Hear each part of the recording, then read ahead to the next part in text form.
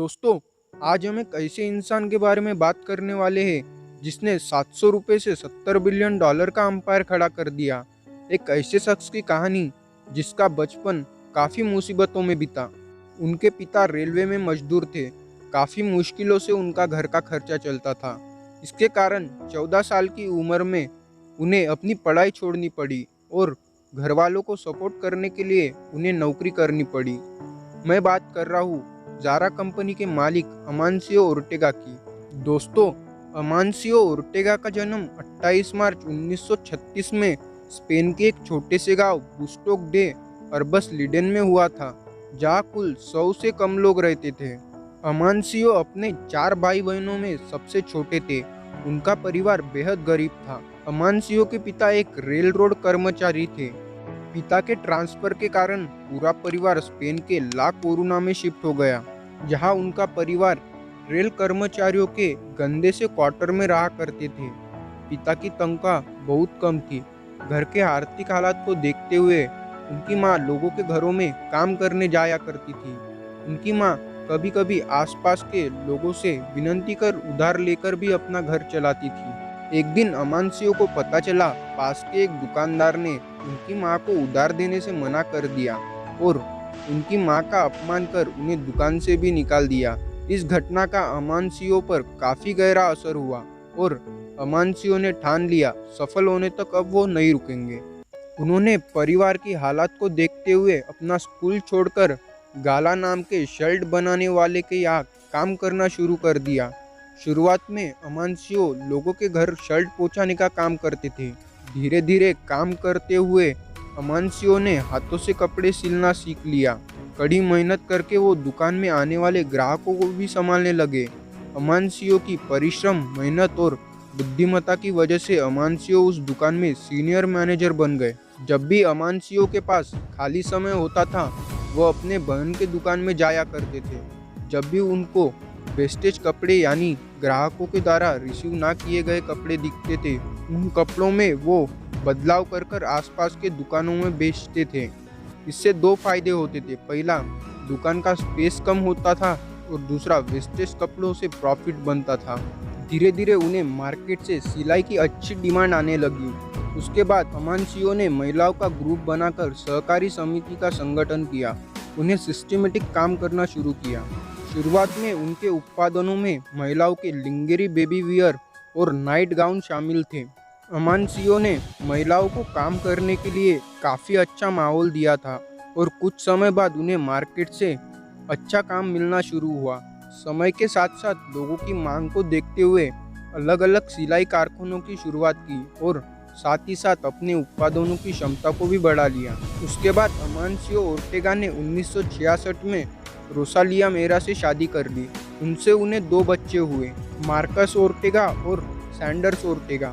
सन 1972 में अमानसियो ओर्टेगा ने उस समय $25 यानी भारतीय रुपये में 700 से 800 रुपये की पूंजी लगाकर अपनी पहली पारिवारिक कंपनी की शुरुआत की, जिसका नाम कन्फेक्शन गाओ रखा गया, जिसमें उनके भाई अंटोनियो ओर्टेगा, साथ ही उनकी बहन जोसेफा ओर्टेगा।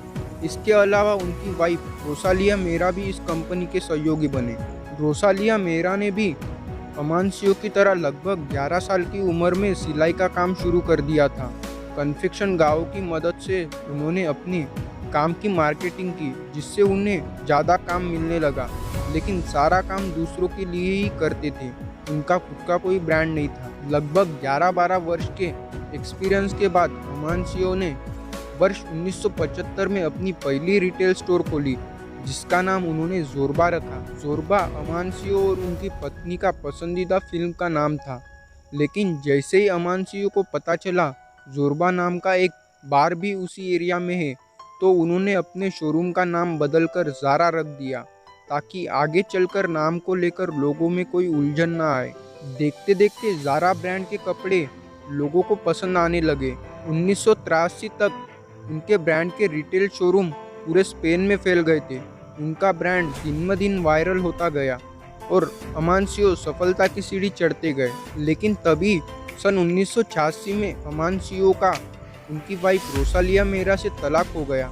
बिजनेस को इंटरनेशनल लेवल पर एक्सपांड करने के लिए साल 1988 में इंटीटेक्स ग्रुप का गठन किया गया और इसी के साथ ज़ारा के अंतर्राष्ट्रीय प्रसिद्धि की भी शुरुआत हुई। अमानसियो ने अपना पहला रिटेल स्टोर पोर्चागुल में खोला, जहाँ के कर्मचारी स्पेन की तुलना में सस्ते थे। अपना पहला रिटेल स्टोर खोलने के बाद साल 1998 में लंदन में भी ज़ारा स्टोर की शुरुआत की। इंटेक्स ग्रुप के रिटेल पोर्टफोलियो के अंतर्गत नए नए ब्रांड्स भी बाजार में उतारे गए और कुछ पुराने ब्रांड को भी खरीदकर अपने ब्रांड के साथ शामिल कर दिया। जैसे 1991 में pull and bear, Massimo Dutti, स्टेडी वियर, बर्शका और 2004 में ओशो और ज़ारा होम को भी मार्केट में लॉन्च किया। अमानसियो की सफलता का मुख्य राज उनका अद्भुत व्यवसाय तकनीक है, जिसमें दो मुख्य बातें शामिल हैं। पहला, ग्राहकों को वो दो जो वो चाहते हैं, उनकी डिमांड को जल्द पूरा करो। उदाहरण के लिए ज़ारा में हर साल करीबन 1200 डिज़ाइन विकसित और वितरित किए जाते हैं। उसके अलावा ज़ारा अपने स्टोर में हर हफ्ते स्टॉक में बदलाव करता है, जिसके कारण ग्राहकों का उनके स्टोर पर आना लगातार बना रहता है। दूसरा, ज़ारा अपने सबसे ज़्यादा बिकने वाले डिज़ाइन को भी दोबारा नहीं बेचता और ज़्यादातर डिज़ाइन को भी वो लिमिटेड स्टॉक में ही रखता है और हर डिज़ाइन लिमिटेड होने के कारण ग्राहक स्टोर में आने पर दोबारा ना मिलने की संभावना के चलते ग्राहक अपने पसंदीदा डिज़ाइन को बिना देरी किए हाथों हाथ खरीद लेते हैं। आज इंटीटेक्स के 88 देशों में 7000 से ज़्यादा रिटेल शोरूम है और उनमें लगभग 13,07,000 कर्मचारी काम करते हैं। आज विश्व में ज़ारा का एक नया स्टोर कहीं ना कहीं खुलता है।